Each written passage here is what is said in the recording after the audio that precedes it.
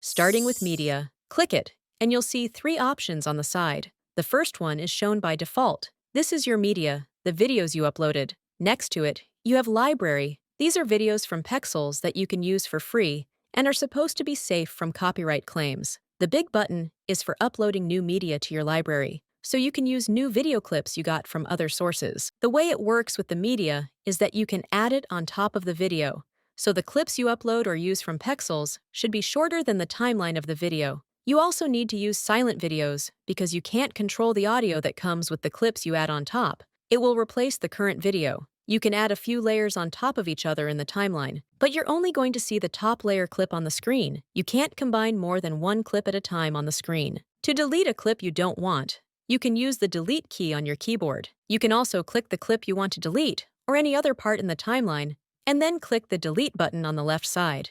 You can shorten the clip by dragging the end. You can also move the clip around by grabbing it with the hand icon when you hover over it and moving it to a different part of the video or to a different clip layer if you have more than one. If the clip is too short and you can't grab it, just enlarge the timeline using the plus and minus buttons on the right side. If you enlarge the timeline and want to minimize it back to the default view, you can click the Go Back button next to it. You can use the search bar at the top to find clips from Pexels, but in your media, you just need to scroll through the videos to find the clip you want to use. If you want to add a video from your media instead of the original video or in the middle of the short, you can use the Cut tool to split the original video in half. Then place the cursor where you want to insert the new clip and click the clip from the media. It will be added in that spot. The other part of the original video will move to the end of the new clip you added. I could click the trash icon, but after I moved the part, I had to move it again manually. There's no tool to automatically close the gap left after removing parts.